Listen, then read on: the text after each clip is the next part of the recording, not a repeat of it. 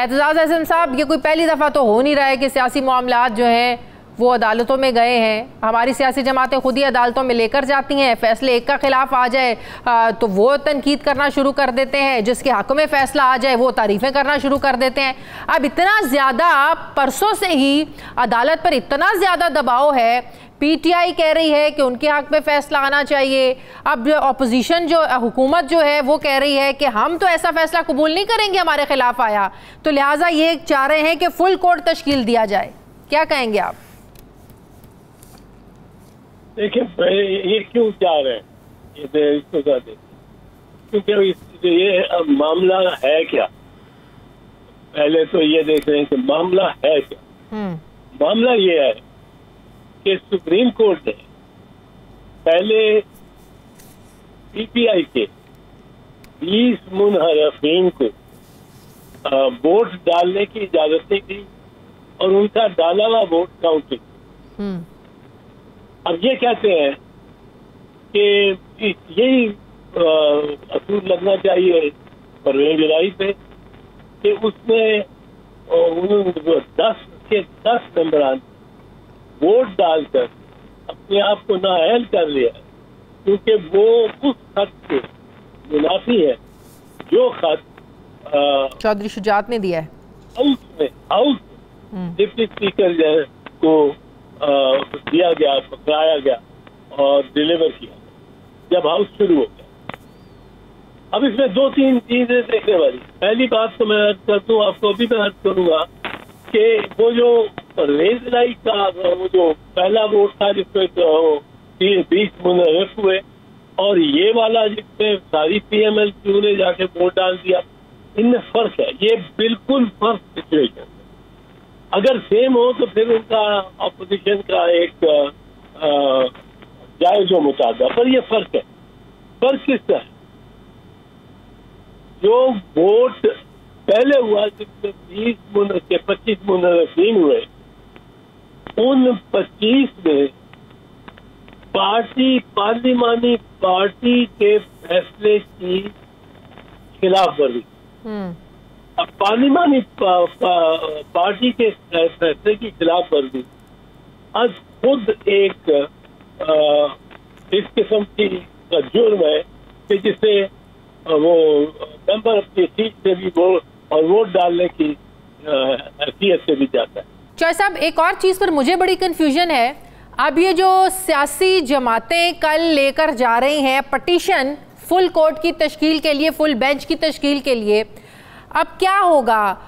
जो पहला मामला चल रहा है 3 रुकनी बेंच का, चीफ जस्टिस उमर अता बंदयाल की सरबराही में, वज़ीर आला पंजाब कौन होगा, अब वो मामला तब तक रुक जाएगा। अगर वो समाअत के लिए मुकर्रर हो जाती है उनकी पटिशन, वो मामला तब तक रुक जाएगा जब तक उस पटिशन का फैसला नहीं होगा।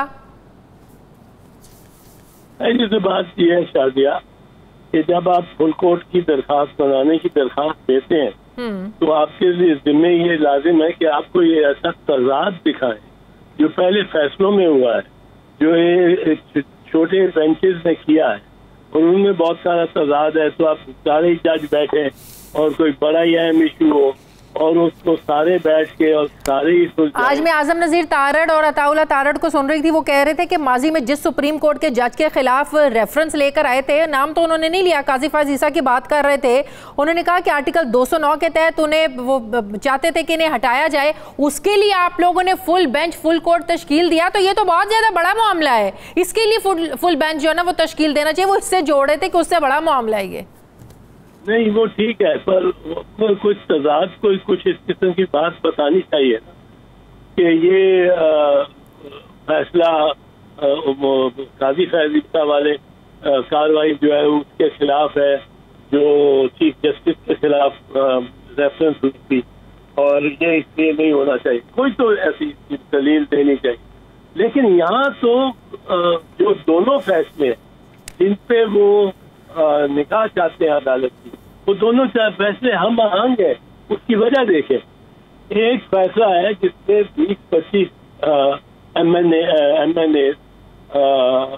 ये MPAs ये डिस्क्वालीफाइड, वो पहले का वोट था जिसमें जाके पार्लिमानी पार्टी ने फैसला किया था ये जो मुस्लिम पीटीआई, लेकिन उसमें जो असद उमर साहब के खत में वो इमरान खान का जिक्र था कि इमरान खान की हिदायत हैं, पार्टी चेयरमैन की हिदायत है कि आप लोगों ने परवेज इलाही को वोट करना है।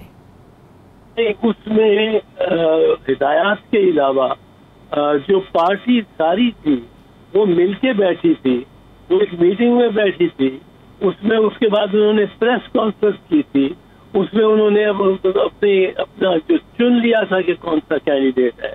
अब उसके खिलाफ अगर वोट कोई देता है तो उसके साथ वो ही होगा जो पिछलों के साथ हुआ कि उनका वोट भी नहीं काउंट होगा और उनकी रुकनीयत भी खत्म होगी। इस केस में पार्लिमानी पार्टी ने फैसला किया और 10 के 10 ने किया कि वो परवेज इलाही को वोट डालेंगे और उन्होंने परवेज इलाही को वोट डाला है।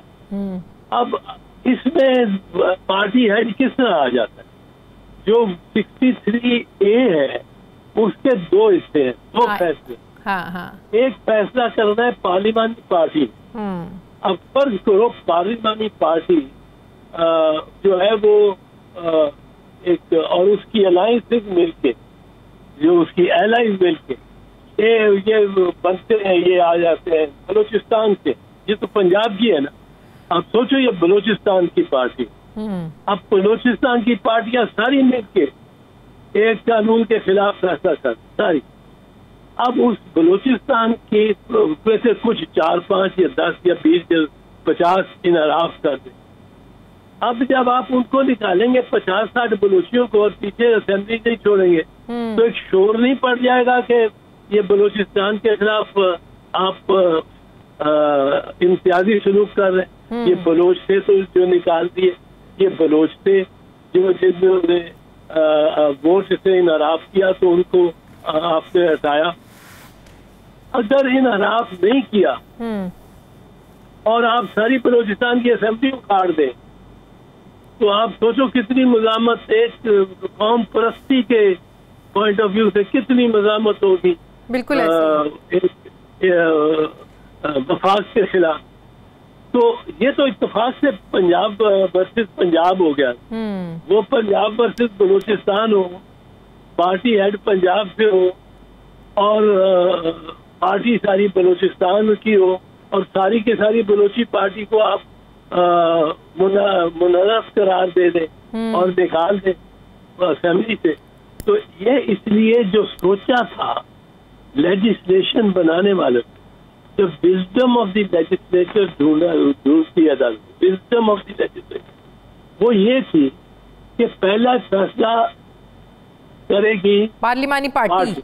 हाँ, अच्छा, अब पार्लिमानी पार्टी में फर्ज करो 10 लोग हैं यही पर और 3 और 7 3 इख्तलाफ करते हैं। मेजॉरिटी कहती है ये अलिफ को देना, 3 कहते हैं बे को देना। अब फैसला पार्टी का तो हो गया कि अलिफ को देना, अलिफ को वोट देना। मतलब कि जो आप मुनहरिफ हो गए, जो इनकार करेंगे उसका फैसला पार्लिमानी हेड करेगा, ये उस तरह से डे बी कहता है, राइट? तो उसका फैसला प्रेसिडेंट पार्टी हेड करेगा। देखो ना उसकी वजह क्या है, विजडम क्या है। अब पार्लिमानी हेड जो है, जो शायद दूसरे सूबे से बिलोंग करता हूँ, पर वो सोचता है कि ये 3 जो जिनको ये निकाल रहे हैं, ये एक तो ये जो 7 का लीडर है और ये 3 का लीडर, इनका तो जाती इशू बना, ये जातियात से उतरे, एक दूसरे को गालियां दे रहे हैं, साथ नहीं चलते।